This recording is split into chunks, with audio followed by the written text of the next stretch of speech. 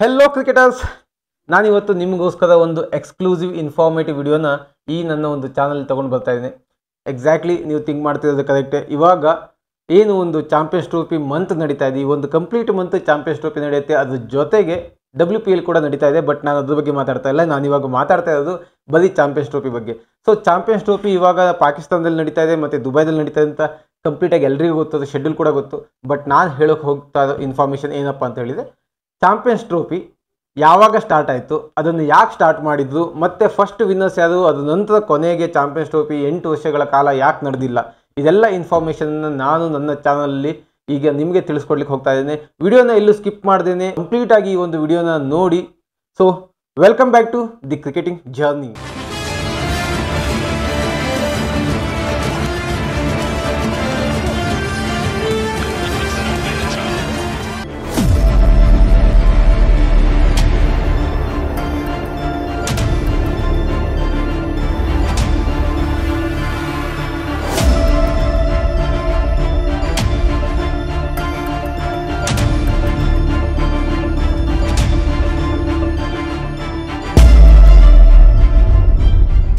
Champions Trophy start ಆಗಲಿಕ್ಕೆ reason ಏನು? Reason ಹೇಳ್ತೇನೆ. ICC ಅಂದರೆ ಗೊತ್ತಲ್ಲ, ಇಂಟರ್ನ್ಯಾಷನಲ್ ಕ್ರಿಕೆಟ್ ಕೌನ್ಸಿಲ್ ಅಂತ ಹೇಳ್ಬಿಟ್ಟು ICC. ಈ ICC ಅವರು ಏನು ಮಾಡ್ತಾರೆ ಅಂತ ಹೇಳಿದರೆ, ಚಾಂಪಿಯನ್ಸ್ ಟ್ರೋಫಿನ 1998 ಇನಾಗ್ರೇಟ್ ಮಾಡ್ತಾರೆ. ಇದನ್ನು ಒಂದು ಸ್ಟಾರ್ಟ್ ಮಾಡೋಣ ಅಂತ ಹೇಳಿಬಿಟ್ಟು ಪ್ಲಾನಿಂಗ್ ಎಲ್ಲ ಆಗಿರುತ್ತೆ ಮೊದಲೇ. ಅದನ್ನು ಸ್ಟಾರ್ಟ್ ಮಾಡೋದು 1998. ಯಾಕೆ ಸ್ಟಾರ್ಟ್ ಮಾಡ್ತಾರೆ? ಬಿಕಾಸ್ ಈಗ ನೀವು 1983 ನಾವು ಇಂಡಿಯಾದವರು ವರ್ಲ್ಡ್ ಕಪ್ ವಿನ್ ಆದ್ವಿ. ಅದಕ್ಕೂ ಮುಂಚೆ ಅಥವಾ ಅದು ಆದಮೇಲೂ ಕೂಡ ಸಚಿನ್ ತೆಂಡೂಲ್ಕರ್ ಇಂಡಿಯನ್ ಟೀಮಿಗೆ ಎಂಟ್ರಿ ಕೊಡೋಕ್ಕಿಂತ ಮುಂಚೆ ನಾವು ನಮ್ಮ ಒಂದು ಕ್ರಿಕೆಟನ್ನು ಬ್ರಾಡ್ಕಾಸ್ಟ್ ಮಾಡಲಿಕ್ಕೆ ಬೇರೆಯವರಿಗೆ ದುಡ್ಡು ಕೊಡಬೇಕಿತ್ತು. ಚಾನಲ್ಗಳಿಗೆ ದುಡ್ಡು ಕೊಟ್ಟು ನಮ್ಮ ಒಂದು ಕ್ರಿಕೆಟ್ ಲೈವ್ ಮ್ಯಾಚನ್ನು ಬ್ರಾಡ್ಕಾಸ್ಟ್ ಮಾಡಬೇಕಿತ್ತು. ಸೊ ಕೆಲವೊಂದು ಕಂಟ್ರಿಗಳು ಕ್ರಿಕೆಟ್ ಆಡಬೇಕಾದ್ರೆ ಅದರಿಂದ ರೆವೆನ್ಯೂ ಜನರೇಟ್ ಆಗ್ತಾ ಇರಲಿಲ್ಲ. ಅದರಲ್ಲಿ ಇಂಡಿಯಾ ಕೂಡ ಒಂದಾಗಿತ್ತು.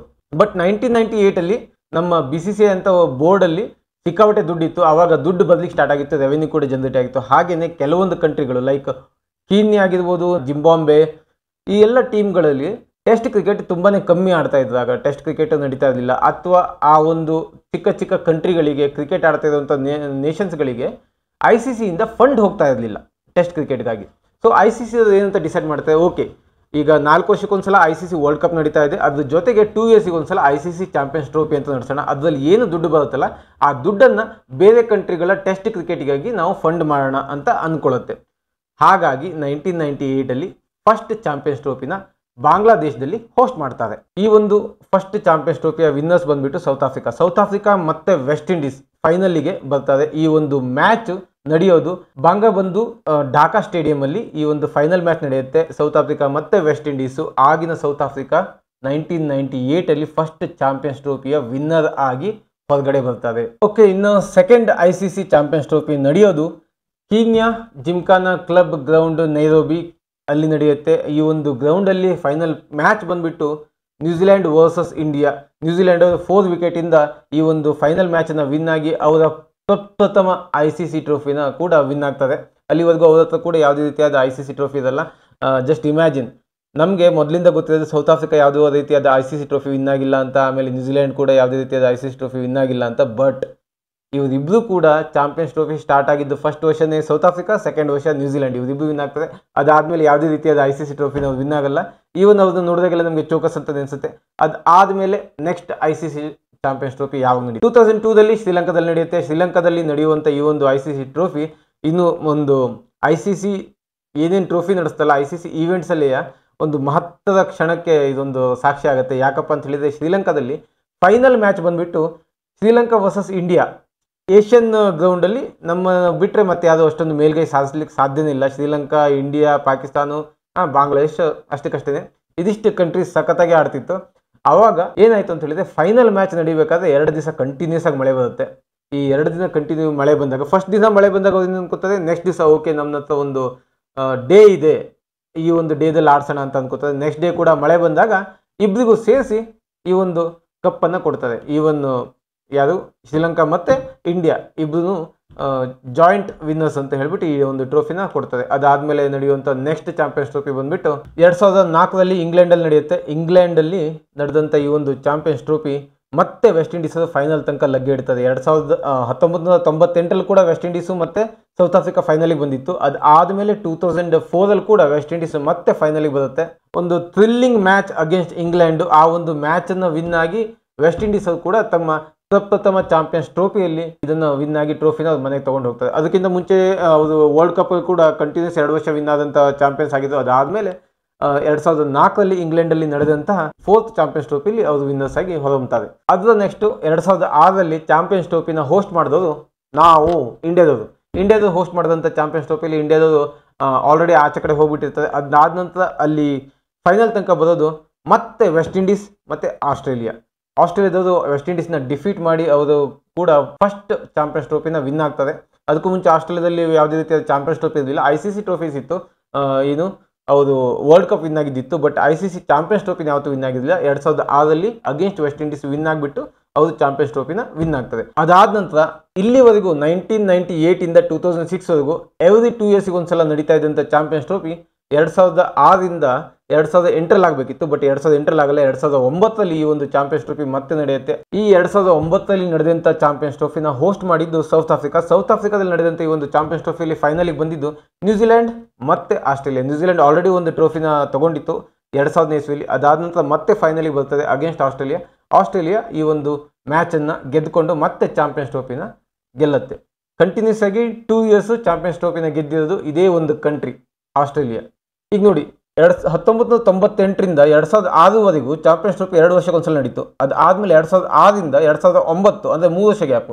ಅದಾದಮೇಲೆ 2009 2013 ನೆಕ್ಸ್ಟ್ ಚಾಂಪಿಯನ್ಸ್ ಟ್ರೋಫಿ ನಡೆದಿದ್ದು, ಅಲ್ಲಿ 4 ವರ್ಷ ತಗೋತು. ಆ 2013 ನಡೆದಂಥ ಚಾಂಪಿಯನ್ಸ್ ಟ್ರೋಫಿ ಇಂಗ್ಲೆಂಡ್ ಅವರು ಹೋಸ್ಟ್ ಮಾಡ್ತಾರೆ. ಇಂಗ್ಲೆಂಡಲ್ಲಿ ನಡೆದಂಥ ಈ ಒಂದು ಚಾಂಪಿಯನ್ಸ್ ಟ್ರೋಫಿಲಿ ಇಂಗ್ಲೆಂಡು ಮತ್ತು ಇಂಡಿಯಾದವರು ಫೈನಲಿಗೆ ಬರ್ತದೆ.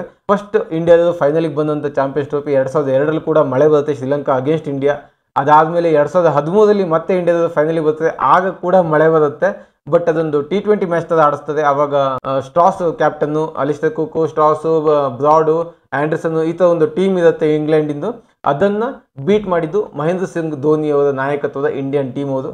ಆಬ್ವಿಯಸ್ಲಿ ಎಲ್ರಿಗೂ ನೆನಪುತ್ತೆ 2013 ಆಲ್ಮೋಸ್ಟ್ ಎಲ್ಲರೂ ಕ್ರಿಕೆಟ್ ನೋಡ್ತಾ ಇರ್ತೀವಿ ನಾವೆಲ್ಲರೂ.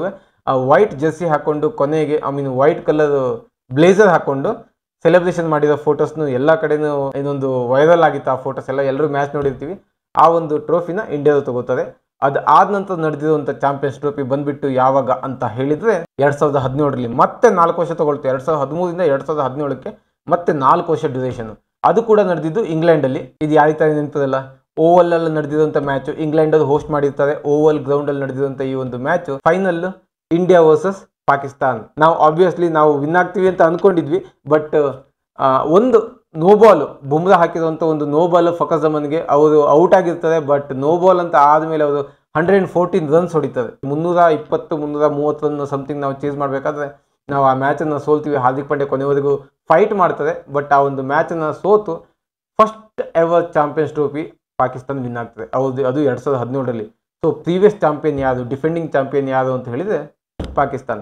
ಇವಾಗ ಮೇನ್ ಪಾಯಿಂಟ್ ಏನಪ್ಪ ಅಂತ ಹೇಳಿದ್ರೆ 2017 ನಡೆದಂಥ ಚಾಂಪಿಯನ್ಸ್ ಟ್ರೋಫಿ ಎವ್ರಿ 2 ಇಯರ್ಸಿಗೆ ಆಗೋಂಥ ಒಂದು ಚಾಂಪಿಯನ್ಸ್ ಟ್ರೋಫಿ 4 ವರ್ಷಕ್ಕೆ ಬಂತು. 4 ವರ್ಷಕ್ಕೆ ಆದಮೇಲೆ 2017 ಲಾಸ್ಟ್ ಆಗಿಬಿಡ್ತು. ಅದಾದಮೇಲೆ ಇವಾಗ 2025 ಚಾಂಪಿಯನ್ಸ್ ಟ್ರೋಫಿ ನಡೀತಾ ಇದೆ. ಮಧ್ಯೆ 8 ವರ್ಷ ಡ್ಯೂರೇಷನ್. ಯಾಕೆ ಚಾಂಪಿಯನ್ಸ್ ಟ್ರೋಫಿನ ನಡೆಸಿಲ್ಲ?